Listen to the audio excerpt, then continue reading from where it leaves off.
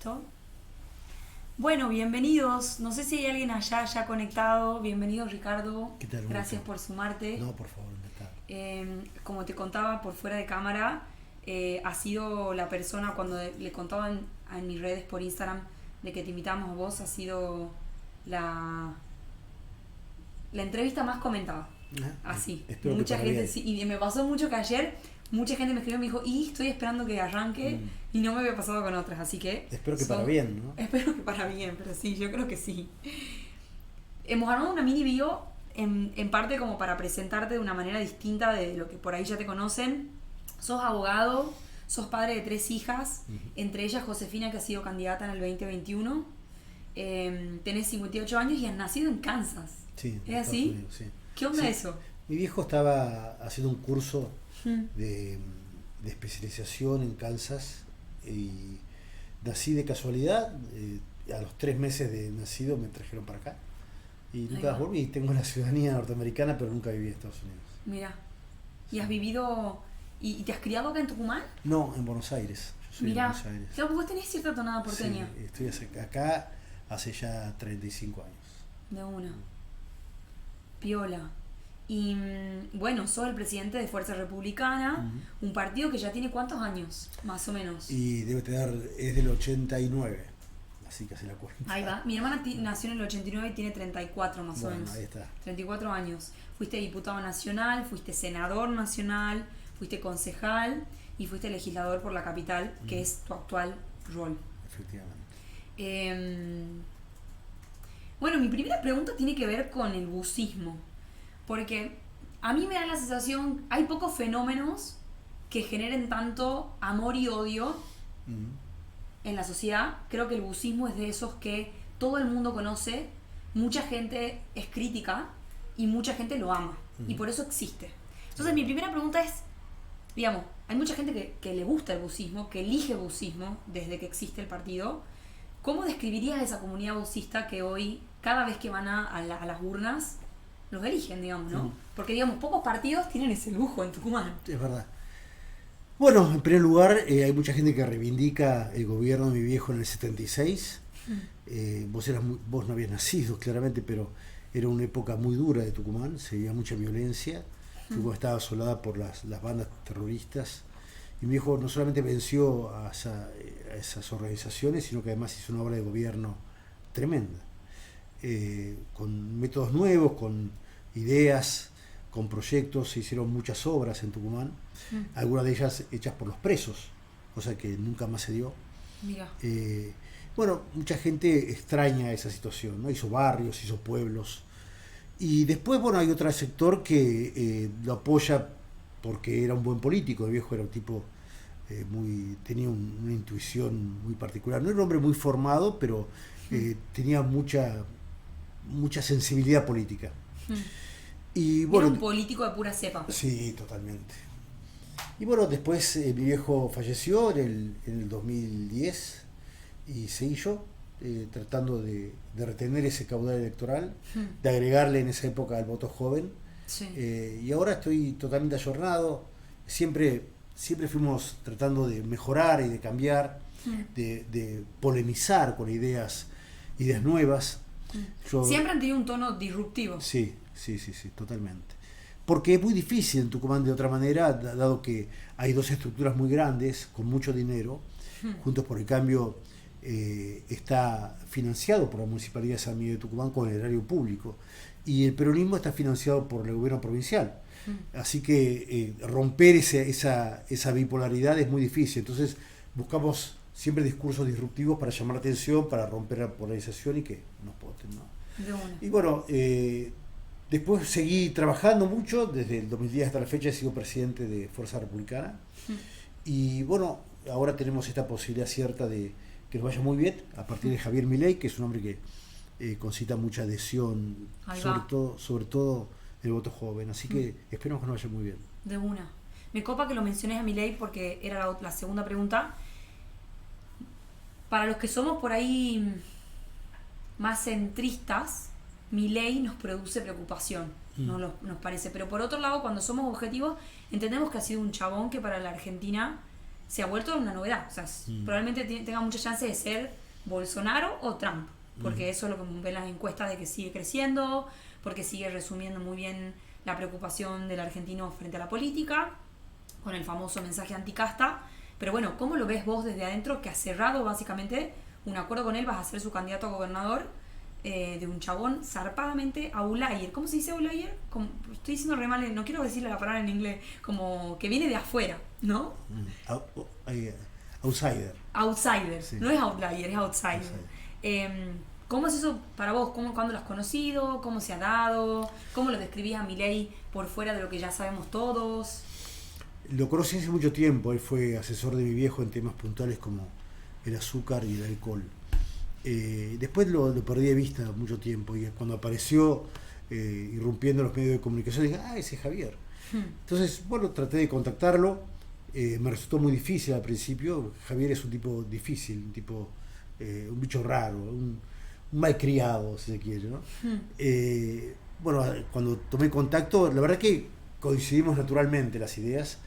Y fue muy fácil ponernos de acuerdo. Había una alineación ideológica entre los dos, ¿no? Sí, totalmente. Nosotros somos liberales, claramente. Los dos bregamos por achicar el gasto público, por darle mucha bola a la inversión privada, para que se radiquen empresas, generen trabajo. Para eso estamos convencidos que hay que bajar impuestos para hacer una provincia competitiva, y que los capitales vengan a Tucumán en vez de irse a Salta o Santiago de Estero. Y para bajar impuestos primero tenés que recortar el gasto público. El gasto público está totalmente desmesurado. Te diría que el último presupuesto de este año, que es de 800.000 millones de pesos, se aumentó en términos reales un 21% respecto al presupuesto anterior. Quiere decir que en lugar de ir a la baja, el impuesto en los presupuestos van a la alza. Y eso le quita a los ciudadanos la posibilidad de trabajo, claramente. ¿No? Una locura. Una locura. De hecho, hay una estadística que muestra cómo en los últimos 10 años el empleo privado tucumano ha decrecido, y el empleo público tuqui ha aumentado, ¿no? Totalmente. Y para darte un ejemplo, Tucumán tiene 200 concejales. 200. Es un número tremendo. Altísimo. Mira, Tucumán tiene 1,5 millones de habitantes, la misma cantidad de habitantes que tiene el municipio de La Matanza, en la provincia de Buenos Aires. Sí.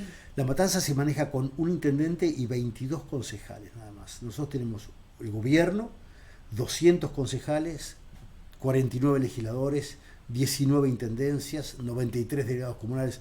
Es un diseño institucional inmenso y totalmente inútil y carísimo para la gente. Si nosotros logramos achicar, fusionar comunas, fusionar municipios, achicar el número de concejales, de legisladores no se puede porque está fijado por la Constitución. Sí. Estoy seguro que vamos a poder recuperar mucho dinero para aplicar a la obra pública, que acá no hay obra pública hace mucho tiempo, y de esa manera elevar la calidad de vida de la gente y generar trabajo, que es lo que hace falta.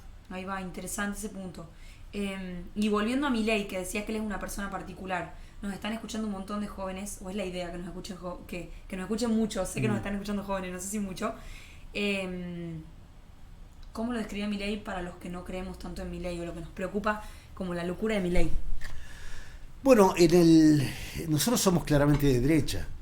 En Latinoamérica se da, en Iberoamérica en realidad se da un fenómeno muy interesante. Sí. Y digo Iberoamérica porque España lo hace a través del Vox, del partido Vox. Que ha tenido una muy alta popularidad en el último tiempo. Sí. Y acá en Latinoamérica, en El Salvador con Bukele, en Brasil con Bolsonaro, en Chile con Kast, hay un eje de derecha, en Perú hay un eje de derecha muy importante en Latinoamérica, y Milei nos sumó a esa posibilidad.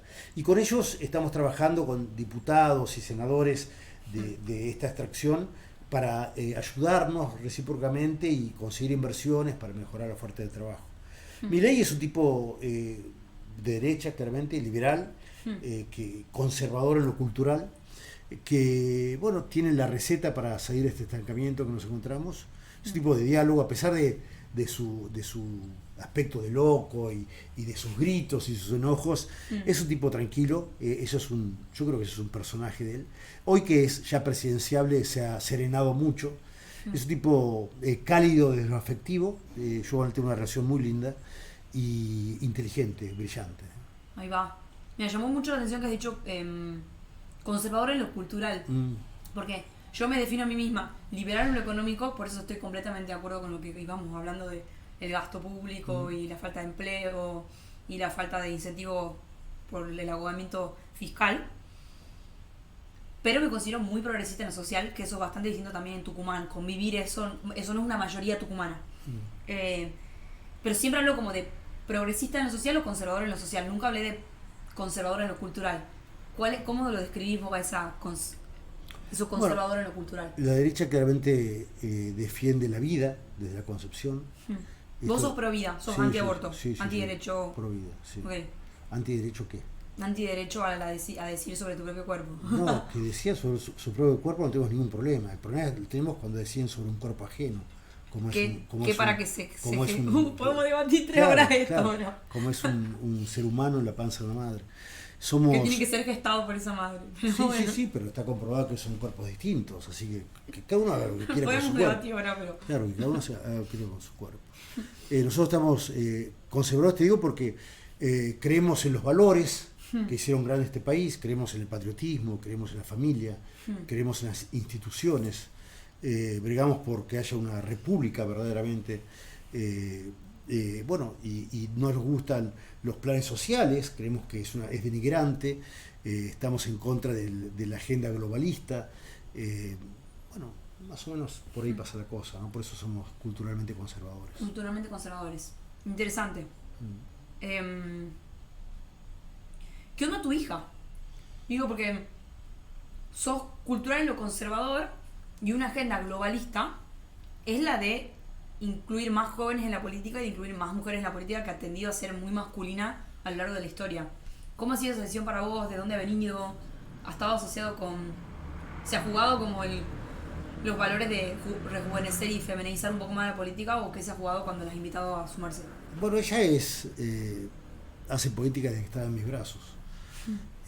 Sí, posta, cuando yo vine a vivir a Tucumán, ella tenía meses de vida, estaba de UPA, y yo salía a hacer campaña con ella. Y desde entonces a ella le gustó mucho todo esto. Es mi tercera hija, yo tengo 3, ella es la más pequeña. ¿La más chica? La más chica, tiene 27 años.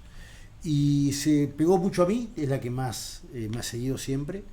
Y cuando se dieron las últimas elecciones, ella quería ingresar de una manera política con un cargo electivo, y yo dije, bueno, mira, vamos de a poco, te pongo tercera. Y cuando pasamos las PASO y antes de las generales, nuestra candidata renunció. Nadima Pechi, la eligieron Nadima Pechi. Ahí va, sí, la conozco a Nadima. Nadima, de hecho, ahora está en el PRO, ¿no? Sí, ahora está en el PRO. Y al renunciar ella, tuvo que haber un corrimiento, porque era mujer la primera, entonces el segundo se lo salteó y pasó mi hija de primer lugar. Es una chica muy entusiasta, que comparte plenamente las ideas de la libertad, es muy seria, muy comprometida, y bueno, uno no le puede decir que no. Sobre todo porque es lógico que ella haya seguido esta carrera, porque el abuelo político, el padre político, siempre fuimos una familia de la discusión familiar muy política. Sí, muy política, de ver los noticieros, de compartir, de comentar. ¿Juega ella ahora? Sí, va segunda candidata por la sección oeste. Ahí va, de una. Bueno, le mandamos saludos a... ¿Cómo se llama ella? Josefina. A Josefina, recién la nombré y todo. Estoy nerviosa. Nerviosa. ¿Qué onda tu hija? Bueno, eso te lo pregunté. Ahí va, esta pregunta me parecía interesante. A mí hay una cosa que me conecta mucho con la política, que es la idea de, digamos, la frase que yo uso trillada de: a mí me gusta llegar a fin de año y brindar por la certeza de que le cambié y le mejoré la vida a alguien. No importa si es a mucha gente, a baja escala, a mucha escala. Y el año pasado nosotros como equipo hemos cerrado el año sabiendo que hemos llegado a 270.000 tucumanos con Panchilata, con esta idea de mostrar otro Tucumán de la potenciación, y con 1.100 becas en programación que la hemos empujado desde la Municipalidad de San Miguel.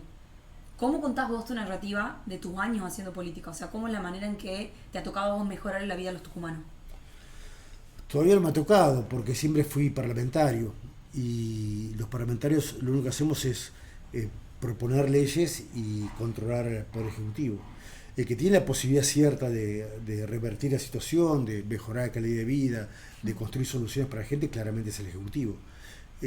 Yo desde hace mucho tiempo vengo insistiendo con el cargo, quiero, ya me parece que es hora para mí, lo planteo como una cuestión personal, ¿no? He sido parlamentario durante 25 años de manera ininterrumpida y ya quiero pasar al Ejecutivo.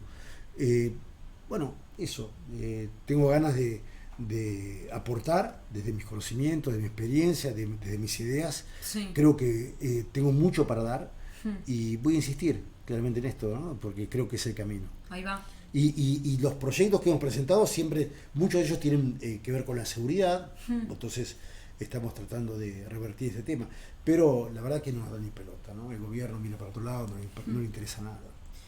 Nombrabas seguridad y nombrabas gobierno y se me ocurren dos preguntas. Voy a ir por la primera para no olvidarme la segunda, pero las digo a las dos. Hay una historia en Tucumán que habla de que te han robado una elección en el 99. Yo en el 99 tenía 5 años, por lo cual para mí es una historia que me han contado la gente que hace política. ¿Qué onda eso? Porque digamos, estamos de cara a un momento donde hay posibilidad de que haya alternancia, de que el pejotismo por primera vez deje el gobierno provincial, pero pasan estas cosas. Te roban una campaña, o hay fraude y no hay tanto fraude. Para los que no nos tocó ver eso de cerca de adultos, ¿qué ha pasado ahí?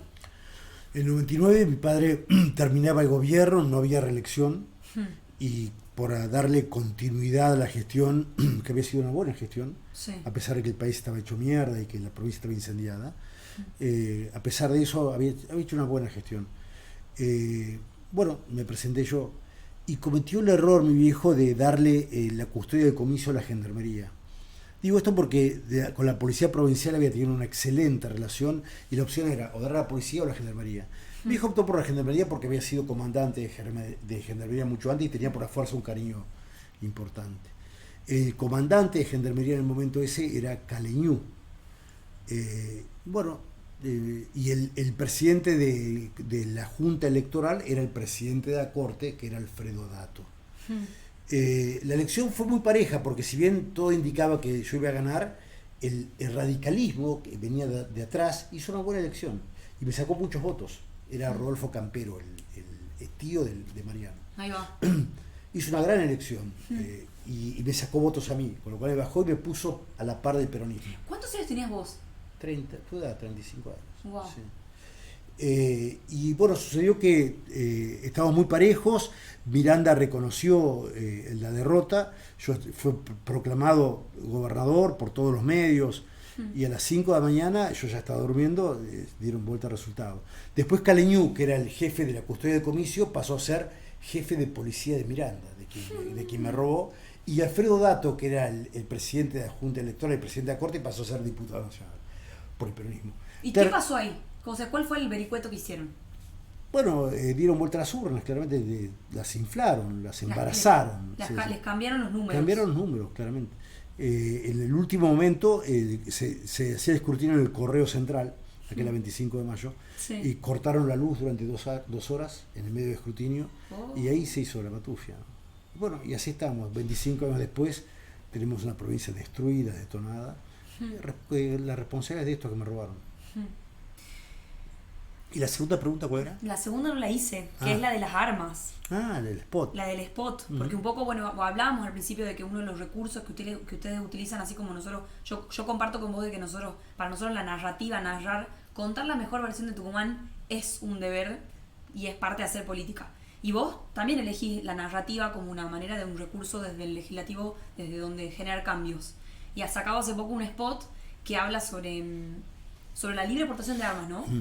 Yo he tenido mucho este debate con amigos, porque también me ha tocado vivir en Estados Unidos y está el famoso fenómeno del guns violence o de la violencia con las armas. Y hay como dos escuelas, la escuela que dice que es pro armas, de una historia bien liberal desde los inicios de la historia de la sociedad más o menos norteamericana, de la madurez de la democracia norteamericana, y después toda esta otra parte con la que yo me siento mucho más identificada, que ve la violencia de las armas y que la evidencia muestra que tener más armas o liberar más armas genera más problemas en la sociedad que no tenerlas. ¿Qué onda con eso? O sea, porque hablando de la agenda globalista, pareciera ser que en la Argentina no hay una legitimidad porque todos tengamos armas en la casa. Y vos lo traes como una receta para curar o neutralizar la inseguridad en Tucumán. Primero te preguntaría, ¿vos crees que Estados Unidos hace algo que no le conviene a la comunidad norteamericana? Si Estados Unidos se vende armas es porque les conviene. Claramente hay situaciones de violencia. Hay una agenda, digamos. Hay situaciones de violencia que se ven Sí. permanentemente. Pero también se asesina con cuchillos. Y nadie prohíbe los cuchillos. O sea. Pero por otra parte no es comparable una situación con la otra. Estados Unidos está la libre compra de armas y se compra como en un kiosco. Acá no es así. Acá yo no propongo ninguna modificación. De hecho, acá existe la libre portación de armas. Sí. No y existe tal cultura de usar armas como claro, existe en Estados Unidos. claro, Estamos de acuerdo los dos. claro. Y para que te den un certificado de portación de armas o de tenencia, tenés que cumplir, de acuerdo a la ley argentina, determinados requisitos. Sí. Por ejemplo, una prueba de destreza, una prueba psicológica. Yo no propongo modificar eso. Yo digo, el ANMAC, que es el organismo que Sí. otorga las licencias, Sí. tiene una interpretación restrictiva de la ley y entonces es medio tacaño a la hora de dar certificados. Yo lo único que digo es que exista la vocación, la decisión política de ampliar esa posibilidad. ¿Y por qué lo digo? Sí. Porque el Estado no te cuida acá. Acá vos salís a la calle y te asaltan, te roban, te matan en cualquier esquina. Y si el Estado no te cuida, ¿cómo no te va a dar la posibilidad de cuidarte a vos mismo? Por otra parte, mira, de hecho yo, ante esta tremenda ola de inseguridad, empecé a hacer un curso de tiro al blanco. Ahí va. Y mientras estaba haciendo, y lo hice para defender a mi familia, claramente. Y mientras estaba haciendo, digo, pero ¿por qué no? Si yo lo hago, ¿por qué no lo puede hacer la gente? Entonces, simplemente digo, bueno, pongo en debate la libre portación de armas. Lo hago, en primer lugar, para despabilar al gobierno. El gobierno tiene que enterarse de lo que está pasando, tiene que hacer algo al respecto. En segundo lugar, lo hago porque me parece que corresponde. Cada uno tiene el derecho de defender su vida, es un derecho fundamental, es inalienable, un derecho que es el primero de todos, defenderte. Si no te defiende vos, ¿quién te va a defender? Así que no creo que sea promover la violencia, Sí. porque de hecho las armas existen. Mira, en el 2013 hubo un acuartelamiento de la Policía Provincial. ¿2000? 2013. Un acuartelamiento de la Policía Provincial. Acá, ¿no? Sí, Como un paro policial que nunca antes visto. Y salieron los choros a hacer iniquidades. Y la gente salió a defenderse. Ponían, esto es posta, vos eras chica, pero ponían bolsas de alpillera en las calles, cortaban las calles y se apostaban con pistolas y escopetas, porque venían los choros en banda a saquear, a romper. Quiere decir que las armas están. Yo no estoy diciendo nada. Claro. La aportación de armas existe, la tenencia de armas existe, las armas están. ¿Y por qué no permitir que de ese modo el delincuente va a tener miedo de infringir la ley? Porque se va a entrar a una casa y no, si este está armado, me va a pegar un tiro. O sea, yo lo que quiero con esto es devolver al delincuente el temor a cometer delitos. Y como no lo puede hacer el Estado, porque no le interesa, porque utiliza la plata para cualquier cosa menos para interés de la comunidad, bueno, lo planteo en estos términos. Ahí va. Me pareció, de todo lo que dijiste, lo que más me resonó fue esto también de una manera discursiva de plantear, de generar otro debate distinto sobre la seguridad, ¿no?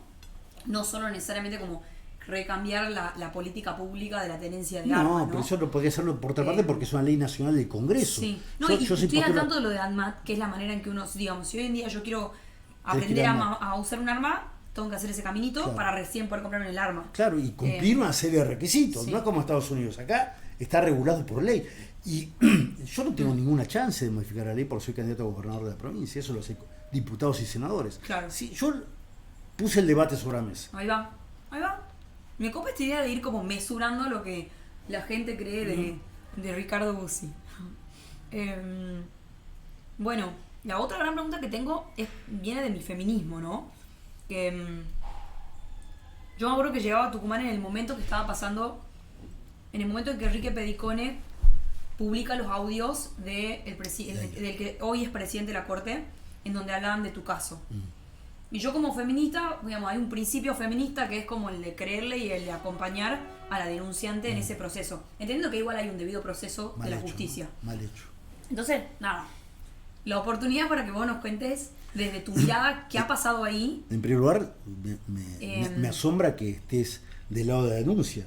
Sí, yo como digo, es como discursivo, yo, digamos, si alguien expone su identidad para decir que ha sufrido un caso de acoso, hay chances que eso, o sea, mi acompañamiento a esa persona de creerle y de escuchar el famoso te creo Pero hermana, puede- viene de, está poniendo en duda, está poniendo su identidad, básicamente. Pero puede ser cierto o mentira. Puede ser su mentira, pero eso hay un debido proceso. Por eso bien. digo, mi pregunta viene para los dos lados, porque de hecho yo he entrevistado a Enrique también en el marco de Panchilata, y me parece interesante tener tu mirada de cómo ha sido ese proceso para vos. Yo soy opositor al gobierno y soy un serio opositor, a tal punto que el gobierno me ha hecho iniquidades a mí. En primer lugar, para citarte algunas nomás, ¿no? Sí.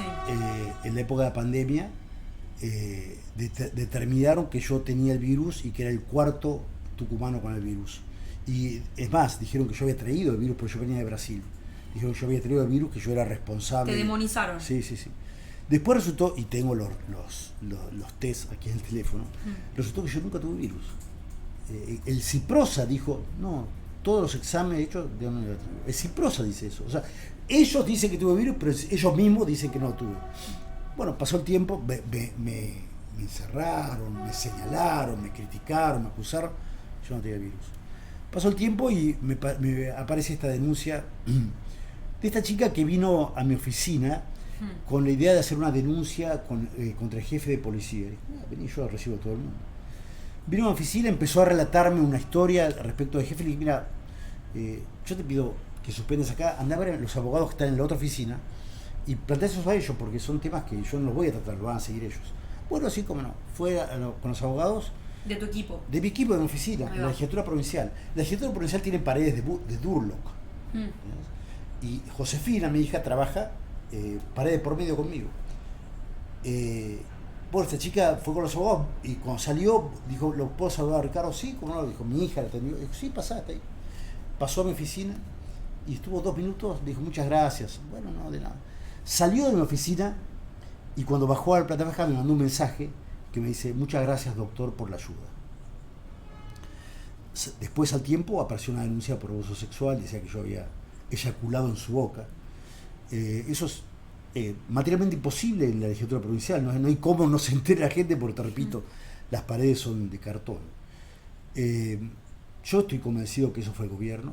De hecho, cuando la causa, primero que la causa pasó por 4 jueces, ninguno se quería hacer cargo de la cuestión, porque había mucha presión política.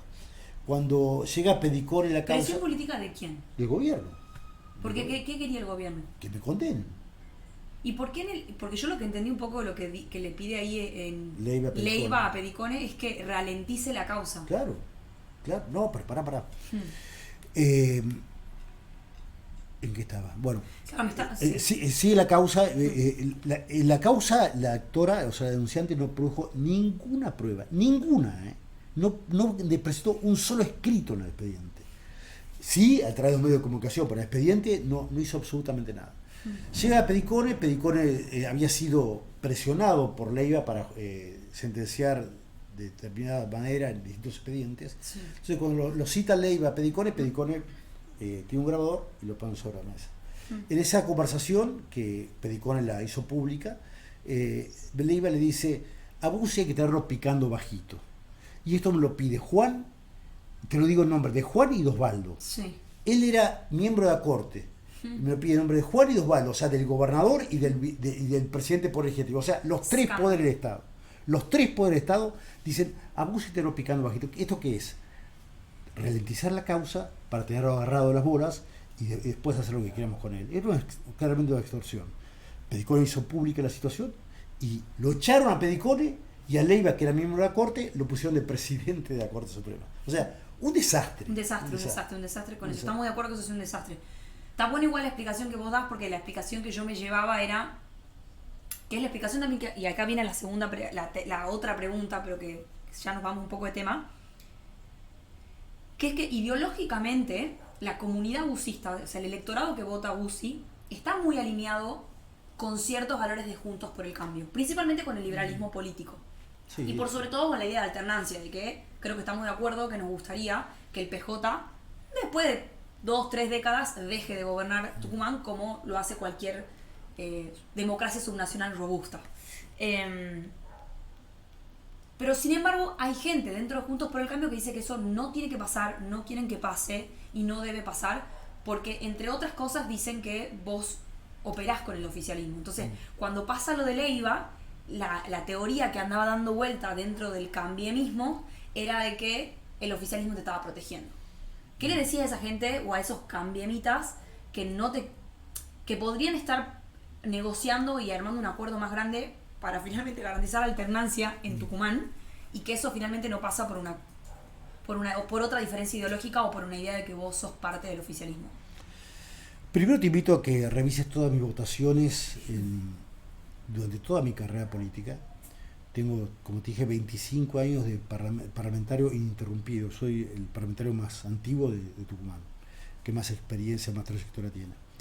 En mis votaciones jamás hubo un apoyo al gobierno de turno, ni al gobierno nacional ni al gobierno provincial, cuando fui senador y diputado.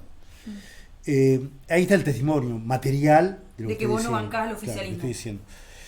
En cambio, los de Juntos por el Cambio votan normalmente con el peronismo. Normalmente. De hecho, cuando se pelearon Jaldo y Mansur, que fue por la designación del defensor del pueblo, sí, nosotros no participamos de la contienda, de la discusión, porque dijimos, es una pelea de peronistas. Claro. Juntos por el Cambio participó del lado de Jaldo. Eso es una cuestión que ellos deberían explicar debidamente. Y me refiero a Canelada, Carlos Pellegrini, Raúl Pellegrini, Azcárate, votaron con Jaldo. Si el justicialismo me financiara, yo tendría una campaña mucho más costosa, claramente. Nuestra campaña es muy austera porque la sostenemos nosotros, claro, todos los legisladores y todos los concejales de otro partido. ¿Y cuántos son hoy? ¿Son bastantes? Sí, somos 8 legisladores y 14 concejales. Y por último te voy a decir que yo estoy en antípodas del peronismo. Soy, como vos dijiste recién, yo soy liberal, soy republicano. Creo en otro sistema de gobierno distinto a este, no, soy antipopulista, antidemagogia, creo en la alternancia del poder, y estoy totalmente a la vereda de enfrente del peronismo. No hay una cuestión que me ligue con ellos. Vengo peleando con ellos desde el 99, así que mal podría estar identificado con ellos. No, es una mentira. Como dijeron también que era drogadicto, vos eras chica, pero me hicieron afiches inmensos en la calle, como los afiches que hay hoy en día, sí, pero con mi persona, en una foto que cuando yo era joven, que estoy con un cigarrillo armado en la mano. Cuando yo era joven se fumaban cigarrillos armados, como ahora de nuevo. Claro, ¿viste? Que se parecen un poquito al porro. Se parece al porro. Y me aficharon, Juntos por el Cambio me hizo un afiche espantoso de eso. Y permanente. ¿Y qué onda ahí Juntos por el Cambio? O sea, hay una vertiente, porque digo, yo me imagino que hay una vertiente más pragmática, que nos hacemos estas preguntas, como decir, che, ¿es sano que Tucumán tenga una alternancia en su gobierno provincial? ¿No es sano lo que está pasando? Queremos alternancia en el poder. Obviamente uno dice no a cualquier costo, pero muchos se preguntan por qué no hubo un acuerdo entre el bucismo y Juntos por el Cambio. Hubo ciertos coqueteos en algunos momentos, entonces también la pregunta ahí es ¿qué pasó ahí? ¿Es más que Cambiemos no quiso, un grupo de Cambiemos no quiso, vos quisiste, no quisiste? Hicimos un acuerdo con Roberto Sánchez y Mariano Campero. Era intendente. Que fue hace poco. Sí, era en el 21. Eran intendentes de Concepción y Yarabuena. Pero antes de eso, sí, en el 2015, yo hablé con José Cano, para hacer un acuerdo con él, y Cano me citó a Buenos Aires para conversar y me dejó plantado en Buenos Aires, no me atendió el teléfono. Después, en el 2019, hablé con Silvia de Pérez, que era candidata a gobernador también, y ella me dijo, no, con Bussi no. En el 2021 hice efectivamente un acuerdo con Campero y con Sánchez. Y el acuerdo consistía en que me hacían ingresar a Juntos por el Cambio, o ellos se iban de Juntos por el Cambio y hacían un acuerdo conmigo. Bueno, así trabajamos, hicimos actos en Aguilares, en Alberdi, en La Cocha, en Tafí del Valle y en La Banda. Me acuerdo, eso fue hace poco, sí. Sí, en el 21. Sí. Y finalmente me traicionaron. Yo creo que lo que pasó ahí es que como ellos eran intendentes en ejercicio y Jaldo tiene una discrecionalidad espantosa en el manejo de fondos públicos, él condicionó a los intendentes. Le digo, yo te doy plata, pero te bajas del acuerdo con Bussi. Porque el acuerdo con Bussi era ganador. Claro. Era absolutamente ganador. Y bueno, Jaldo, con su deseo de continuar en el poder a toda costa, como dé lugar, y con la posibilidad cierta de manejar dineros, bueno, creo que los bajó a ellos. Así que ellos me excluyeron 3 veces, y ellos dicen que yo soy funcionario del gobierno. Sí, son ellos los que me excluyen. Es insólito, ¿no? Ellos de tanto repetir como loro Cacatúa esto de que yo soy funcional, hay gente que se la cree. Claro. Pero de alguna manera yo quise entrar en 3 oportunidades y ellos nunca me dejaron. Interesante, me encanta. Hay un montón de preguntas seguramente. Ya hice todas yo, ahora le toca a la audiencia o no. Y sí. A ver, acá hay una. Yo voy a ir buscando algunas, pero tirá vos, Emilia, que te parezcan. Dale. ¿Qué opinión tiene del uso de estrategias electorales que, si bien no están prohibidas expresamente, defraudan o distorsionan la voluntad del electorado? Por ejemplo, dobles candidaturas, candidaturas testimoniales. Las candidaturas, la doble candidatura y la testimonial están dentro de la ley, y todo lo que está dentro de la ley vale. Yo uso doble candidatura. Roberto Sánchez y Beatriz Ávila utilizan un mecanismo distinto, quizás más pernicioso si se quiere. Ella es senadora, le quedan 4 años de mandato y se presenta como candidata a intendente. Yo arriesgo los 2 cargos, el de gobernador y el de legislador. Ella no, arriesgo uno solo, porque es senadora nacional. Roberto Sánchez es diputado nacional y le quedan 2 años de mandato. Y sin embargo se presenta, ambos sin renunciar a su banca, ¿no? Así que la crítica que viene de Juntos por el Cambio también en cuanto a las dobles candidaturas, ellos deberían explicar por qué no renuncia a sus bancas y se presenta para cargos ejecutivos. Lo que sí soy un ferviente defensor, y tiene que ver con la pregunta, es del sistema electoral tradicional, o moderno si se quiere. Nosotros no usamos acoples. El peronismo tiene cerca de 25 acoples y los Juntos por el Cambio tiene creo que 18, 19. Nosotros hacemos una sola lista porque creemos que y en esto va lo de la voluntad popular, ¿no?, que es tan importante. El sistema electoral de acoples es totalmente fraudulento. ¿Por qué digo esto? Porque cuando uno entra a un cuarto oscuro se encuentra con una cantidad inmensa de votos, entonces le impide al ciudadano elegir objetiva y conscientemente. Además es totalmente antieconómico. ¿Quién va a gastar 200 millones de pesos en una candidatura para legislador si no lo recuperás ni remotamente esa inversión? Algo pasa. ¿Y qué es lo que pasa? Es dinero público, es dinero del Estado, es dinero de la gente en realidad. Y por último, es un sistema que, bueno, como te decía, es bancado por la gente, ¿no? Eso está muy mal. Yo defiendo el sistema de listas únicas, que cada partido haga sus propias internas como era antes, y por supuesto estoy a favor del voto electrónico. Interesante. Me parece re interesante lo de la lista única, porque en algún punto vos has sido la certeza de que si uno va con lista única como espacio opositor tiene muchas más chances de copar la legislatura que si vamos con acoples, y que es la tensión que está dentro de Cambiemos y que lo discutimos siempre de vamos siempre por gobernador o a veces queremos ir por la mayoría de la legislatura como manera de frenar al Ejecutivo. Y creo que eso ustedes lo tienen un poco más resuelto. Y por otra parte, déjame terminar a completar la respuesta. Y creo que viene a colación de una pregunta anterior. Sí. Yo soy crítico de Juntos por el Cambio, porque utilizan dinero público para financiar sus campañas. Germán Alfaro está financiando todos los acoples de Juntos por el Cambio, con plata de los impuestos de la gente, con el esfuerzo diario de la comunidad.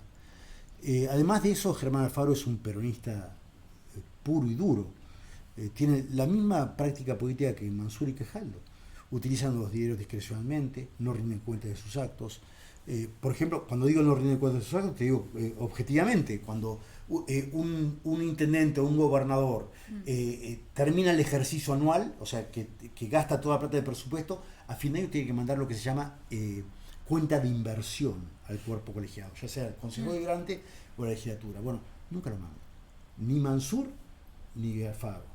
Por otra parte, bueno, es tan irrespetuoso de las instituciones Mansur como Germán Alfaro. Yo he sido muy crítico de Alfaro y de Mansur, por supuesto, porque creo verdaderamente un sistema republicano que no lo representa a ninguno de los dos. Por eso también las diferencias, ¿no? De todas maneras, ¿no? Y pensando en un escenario medio pesimista, yo, soy un optimista y creo que tenemos chance de ese gobierno, de regalarle la alternancia a los tucumanos finalmente. Pero si eso no llegara a pasar, la conversión vuelve de nuevo, ¿no? Si el bucismo y Cambiemos pueden lograr un acuerdo de cara a los tucumanos para garantizarle una alternancia. Sí, bajo ¿Nunca digas nunca? ¿O no, vos estás dispuesto a negociar con Cambiemos? Sí, bajo ¿Sabes? Como un mensaje para los cambiemitas antibusistas de claro. Che, busi si quieren. El tema es que nosotros no queremos. Bueno, ellos siempre supieron que yo quiero. Pasa que tiene otro relato, pero siempre supieron que yo quiero. Te repito, en el 2015, 2019 y 2021 hice todo el esfuerzo por estar con ellos. Claro. Pero las condiciones serían inamovibles. Esto es, no Alfaro, no peronismo, porque es lo mismo, porque cambiamos de figuritas nada, pero el resultado es el mismo, y un sistema verdaderamente republicano, ¿no? Con listas únicas, con un poder judicial independiente que no esté cooptado por el poder político, con una legislatura que no sea una escribanía del gobierno, claro. y con un gobierno que sea transparente. Este gobierno lo único que hace es hacer contrataciones directas evadiendo la licitación pública, que es el mecanismo que te garantiza la transparencia y la economía de los gastos de gobierno. Bueno, bajo esas condiciones, con un acuerdo serio, sustentable en el tiempo, con un programa de gobierno, sí, yo estaría con ellos, claramente. Ahí va. Había preguntas del Instagram de ayer que ya no me salen a mí. Ahora O sea, las busco. perdón que estoy mirando el celular, pero las voy a encontrar, pero tengo que ir como archivos, todo un... Sí, ahora las busco. Igual Pero había un mientras tanto, montón de acá preguntas. preguntan, Sí. si crees que hay que dolarizar. ¿La economía? Sí. Ah, porque eso es algo que mi ley propone, ¿no? Sí, no Por ahí estoy para lo que seguro. no entienden es como un poco de que el peso tenga su contracara en dólar, como un 1 a 1, una No. convertibilidad. ¿Eso es dolarizar la economía? No, dolarizar es sacar los pesos y manejarlos con dólares. Ok. ¿Ah? En El Salvador Reemplazar es así. el peso Por el dólar. por dólar, como Puerto Rico, ponele. Claro, como Puerto Rico. Eso te genera, te da la posibilidad de tener una moneda sana, estable, que no tiene inflación y que está acotada para emitir. La inflación es el producto de la emisión. Esto Sí. funciona así. Como el Estado es tan grande y es financiado por la gente, el Estado gasta mucho más de lo que recauda, porque hay un dispendio irresponsable de los dineros. Sí. Pagar punteros políticos, pagar las inmensas cartelerías que tienen tanto Alfaro y Sánchez como Mansur. O a nivel nacional pagar subsidios energéticos Subsidios, o sí, pensiones, tal cual. que es como la mala palabra de que nadie querría recortar eso, pero es lo que donde más gasta el Estado, ¿no? Claro. Y para eso imprimimos plata. Claro. Inventamos billetitos. Claro, y eso es inflación, eso es inflacionario. Entonces, Sí. la dolarización es justamente acota esa posibilidad. Aún así te digo que yo tengo mis dudas si esto es aplicable, si esto se puede, por la idiosincrasia argentina y por la historia económica de nuestro país. Mi ley no es que yo estoy de acuerdo en todo con mi ley, nunca podés estar de acuerdo en todo con una persona. Sí. Mi ley a mí me marca un faro, un camino, vamos hacia el recorte de gasto público, vamos hacia la estabilidad de la moneda, vamos a volver a insertarnos en el mundo para hacer negocio, para generar riqueza. Claro. Hay como un entendimiento común. Claro, ahí funcionamos más o menos igual. Pero bueno, él tiene matices que yo no. Por Claro. ejemplo, esta de adoración, yo no estoy seguro que eso sea. Claro. ¿Y él alguna vez te cuestionó de que vos seas un político de trayectoria digamos que representa a los tucumanos del 99 con esta agenda anticasta? Bueno, yo siempre fui la mosca blanca de la política. Yo en la política no hago amigos, ni me asocio con nadie. Yo soy fiel a mis principios. Y quizás haya visto eso mi ley en persona. Por supuesto que te estudian de punta a punta, ¿no? Ellos saben perfectamente lo que soy, mi trayectoria, cómo voto, qué principios defiendo. Quizás sea por eso que él, en la búsqueda de una estructura sólida, Fuerza Republicana tiene presencia en toda provincia, es que me eligió. Yo una vez le dije, ¿y qué vas a hacer con mi trayectoria si vos atacás la casta? Y él me dijo, a la casta la defino yo. Dijo, Ahí bueno, va. está bien. Si él yo- dice eso, sí. de una. Mirá toda la cantidad de preguntas que tengo, no te las puedo Ah. hacer todas porque vamos a estar hasta mañana, pero esto ya la hice, del caso Pedicone. Ah, bueno, yo soy antirracista. Yo también. Creo, y sostengo que en la Argentina hay racismo y nos cuesta hablar de eso.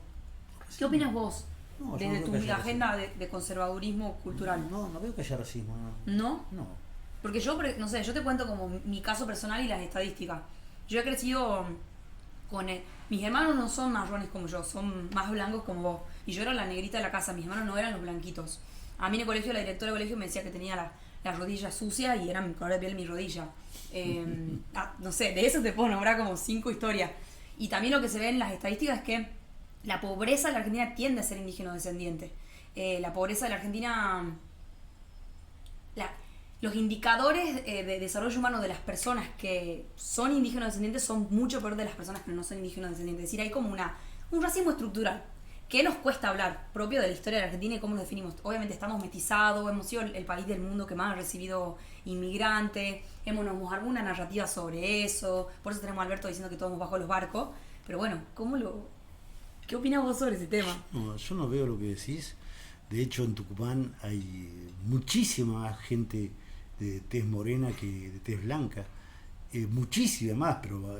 Pero vos no creés que hay abrumadoramente. como una valoración cultural del deseado, de que es más deseado el blanco que el marrón, de que lo indígena tiende a ser como lo feo, o que ha habido en la historia de la Argentina como una valoración negativa a eso. Vos sos morena y sos muy linda.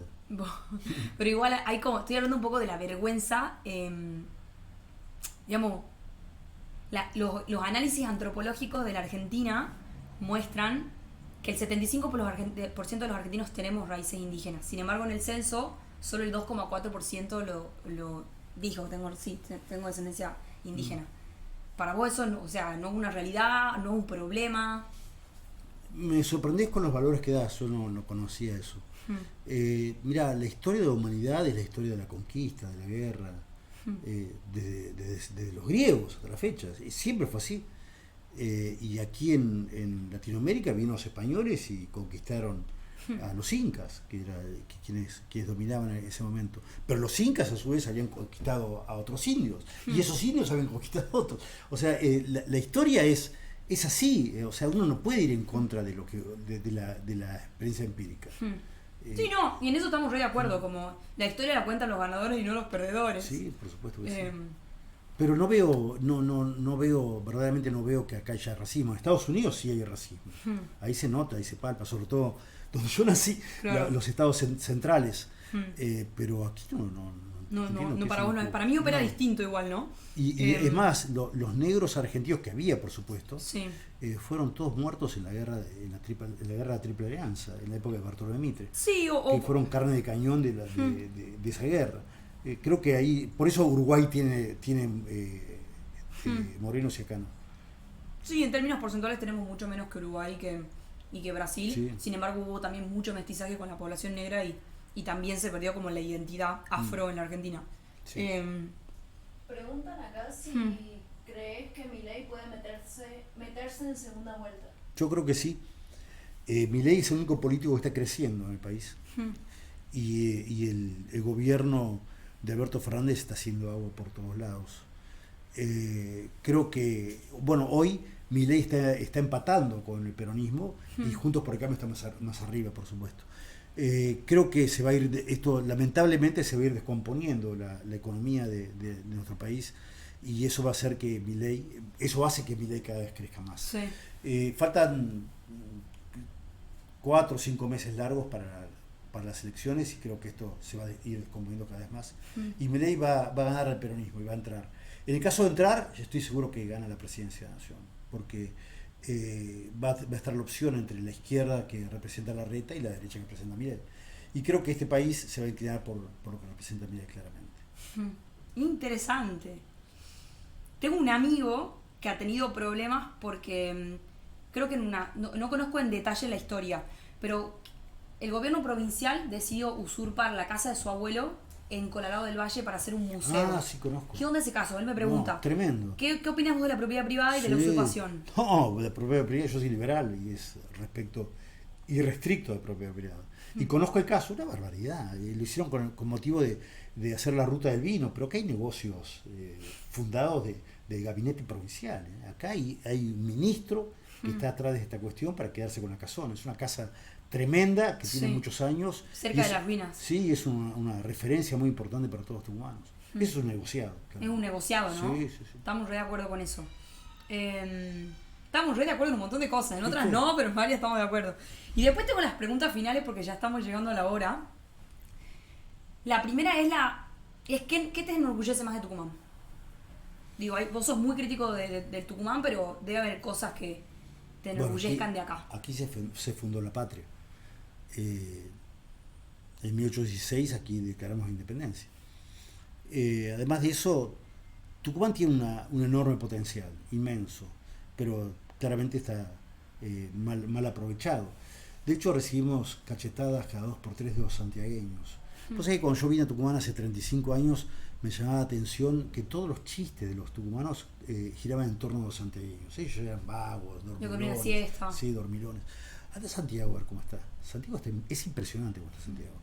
no solamente tiene un estadio único, tiene MotoGP, tiene canchas de golf internacional, aeropuerto en Termas Riondo, están haciendo la autopista Santiago-Termas, Tucumán ni siquiera empezó la autopista de este lado, sino que además, ayer o ayer nos enteramos que Santiago Estero va a ser sede del Mundial de Fútbol Sub-20. Tremendo. Es una barbaridad que Tucumán no sea y Santiago sí. Da bronca, enoja. Tuvimos siempre gobiernos que se dedicaron a despilfarrar dinero, regalando dinero en las elecciones, pagándole a punteros políticos. Es una pena que hayamos desaprovechado tantas oportunidades. ¿Qué te enorgullece de Tucumán? Que seamos cuna de la historia. Que seamos cuna de la historia, de la Argentina. Y el potencial que tiene. Tenemos 4 universidades, hemos sido eje del noroeste argentino. Creo que hay que recuperar esas instancias y esos valores que fueron fundacionales. ¿Crees que los políticos tucumanos deberíamos estar conectados con lo que nos enorgullece y con nuestro potencial? ¿Y que nos cuesta hacerlo? No nos cuesta, los políticos tucumanos son desastres. Están todos corrompidos. Como te dije recién, la campaña política de los dos espacios adversarios son sostenidos por el dinero de la gente. Eso le pasa a la dirigencia política tucumana, está corrompida y no le importa, está desconectada de la comunidad. Yo vengo de San Cayetano, ahora hicimos una reunión muy importante y la gente te dice, por favor, hagan algo. Y te puedo decir, pero yo no puedo hacer nada porque soy legislador. No, bueno, pero no tienen para comer, no tienen insumos los hospitales. Una persona tiene que estar un mes ocupando una camilla en el hospital porque no tiene quirófano. Pasan cosas horribles en nuestra provincia. Sí. Ahora tenemos el dengue. El 50% del dengue del país está en Tucumán. Qué es locura. Un horror. Es la enfermedad de los pobres. ¿Qué le costaba? Hace 2 años tuvimos dengue. Así que podríamos habernos preparado para una eventual segunda vuelta. Bueno, no hicimos nada. Estamos con esta enfermedad, esta pandemia que es horrible. Genera. Yo tengo muchos amigos con dengue y es un dolor, un padecimiento espantoso. Es culpa del gobierno. La última pregunta es la pregunta obligada de Panchilata, que es que entendemos que es un juego, que no es que pretendemos que eso pase. Pero si viniera una genia y te concediera un deseo para Tucumán, ¿qué le pedirías? Sí, la gobernación. Yo tengo las ideas, tengo los planes, tengo los proyectos para sacar a Tucumán adelante. Yo sé que se puede sacar adelante, sé cómo. Y estoy dispuesto a hacerlo. Así que le pediría eso, que me dé la posibilidad. Porque estoy convencido de mis ideas. Y soy distinto, somos distintos. Porque nosotros tenemos propuestas, los otros no. Yo escucho los spots televisivos de peronismo y dice, mejor Jaldo. ¿Mejor que qué? Jaldo está desde el 83. Mejor educación, mejor Jaldo, sí. Mejor seguridad, mejor Jaldo. No sé, ¿mejor a qué? Y a Roberto Sánchez lo escucho decir, bueno, es bueno ser campeón, pero mejor es ser con la gente. Pero ¿por qué tengo que votar si no me está diciendo nada? Nosotros estamos diciendo, sí, hay que recortar el gasto público, no nos gusta este diseño institucional, queremos que haya independencia de poderes. Nosotros hablamos de las propuestas, de los planes. Nadie dice nada de eso. Nadie dice nada. Muchas gracias por hacerte el tiempo, por coparte a preguntas de una mirada distinta, porque sé que pensamos distinto y igual te copaste para responder a todas. Pero dijiste que estamos de acuerdo en muchas. Estamos de acuerdo en un montón, estamos en desacuerdo en otras, pero ya vamos a seguir discutiendo. Y nada, el aplauso obligado a todos los participantes. Gracias por haber venido. Gracias. Muchas gracias.